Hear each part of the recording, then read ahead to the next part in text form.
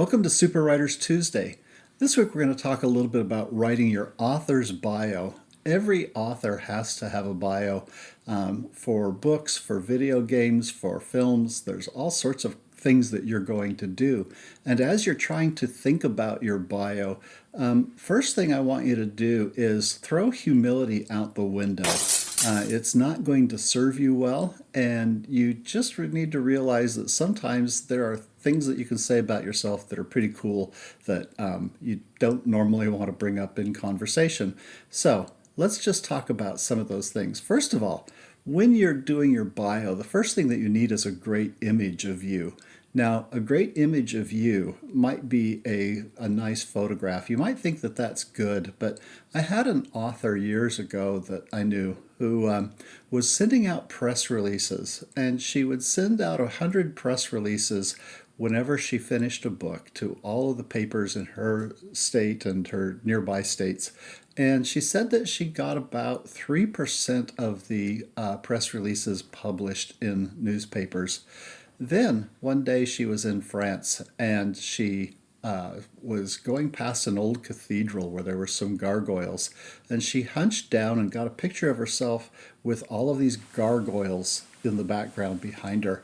And she sent that next one out and she got 97% of the newspapers that published her press release.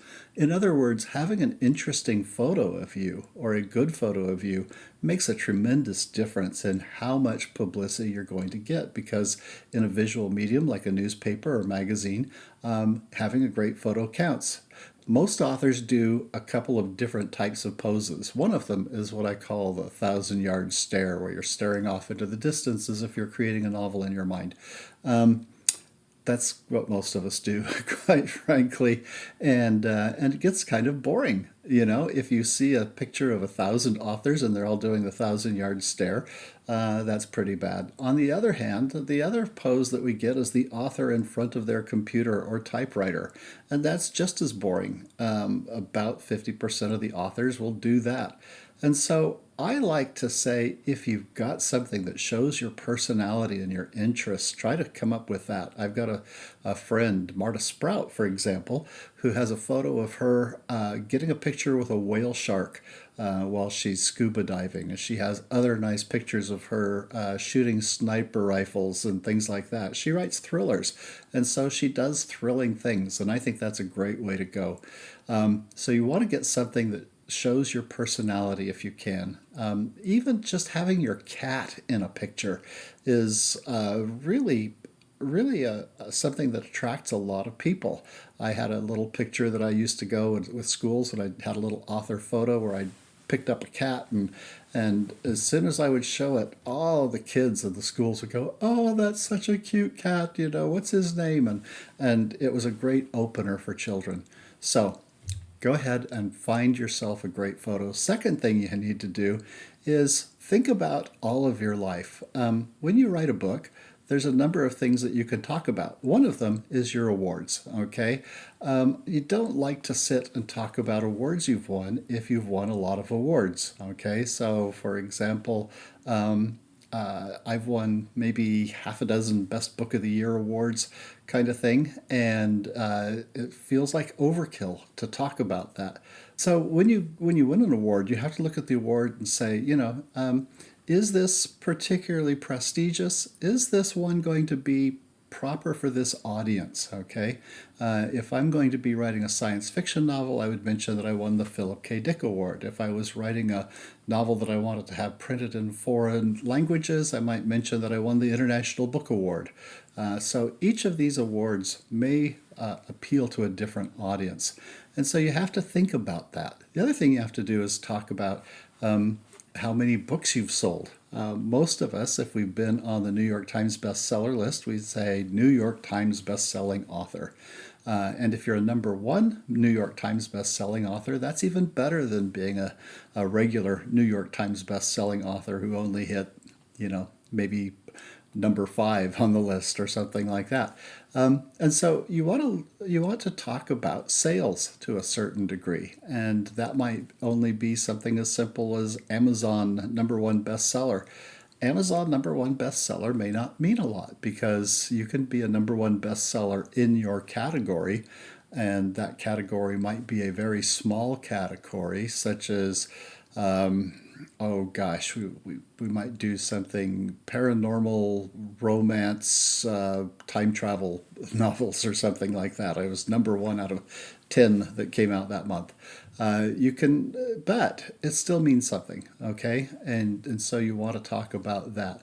The third thing you want to talk about is anything interesting that deals with the book, particularly if there is a real life situation that this is pertinent to. For example, if you were to write a book about a woman who was nearly decapitated and crawled out of the grave and went and got vengeance on her husband who had done it, and you had also been nearly decapitated, and this was based upon a true story, that all of a sudden is extremely relevant. Okay, you want to talk about things that are of interest to a wide public. Another thing you want to do is make comparisons. If your book is very similar to Lord of the Rings, for example, Lord of the Rings has a huge audience, 250 million readers around the world. And if you think that it would appeal to those particular readers, go ahead and mention it. Don't try to appeal to everyone. Don't say it's a little bit like Lord of the Rings meets War and Peace and Shakespeare's Romeo and Juliet. It just gets absurd. There are authors who just seem to have no idea who their real audience is, and you don't want to show off your lunacy. So, in other words, you want to find some interesting angle. Now, there are angles about you as an author. When you write a book in your local neighborhood, the chances are going to be very good that you're kind of a celebrity status there. And so the local boy does good is a great kind of a title to go. If you are, for example, I live in Utah. If you were to say, Utah man, St. George man, something like that, hits New York Times bestseller list, all of a sudden that's news for that entire state, and it will boost your sales in that state. It could get you on local television in front of a million people, those types of things. So you want to push that. But if you're from another country, for example, if you were from the Philippines and you were to hit the New York Times bestseller list, that's huge news. Everybody in the Philippines will want to know about it. There are some places where that doesn't work. If you're living in New York City, there's a lot of authors, and local boy does good doesn't work particularly well there. There are other tactics that authors have taken. One of them is, we already mentioned this one, it happened to me, okay, if it's based upon a true experience. A third one that you have is the rags to riches, the Cinderella story. And J.K. Rowling kind of used that appeal for it. And so we see that, and I've seen authors who it's even more true for than J.K. Rowling. One New York Times bestseller lived in her car for 3 years on the streets of New York City, raising 2 kids and writing on her typewriter while she worked on her manuscript. So for some writers, The Rags to Riches is a really good, genuine story. Another one, of course, is that we kind of look at the story itself. How did this story get generated?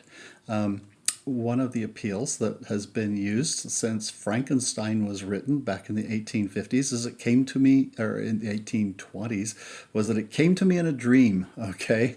And whether you were on opium or something else, it still came to me in a dream. And that one has worked quite well.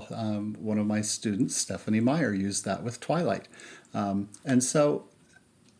And that's something that's genuine. When your subconscious is trying to bring a story to mind, it very often comes to you in a vivid dream. So, what you have to do is you have to look at this story. Where did it come from? Is there something about the generation of the story, the idea for the story, or how it was written that's really going to be fascinating for people?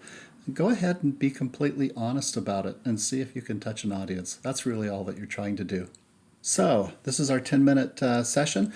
If you want to see me in person, come find me in Las Vegas at the 20 Books to 50K this coming November. Also, if you are a member of my Apex Writing Group, I'm going to start doing a daily writing sprints where I will give advice on writing, and then we'll sit down and we'll actually work together writing together for a couple of hours. And we'll start that on Tuesday, tomorrow. Thank you. Bye bye.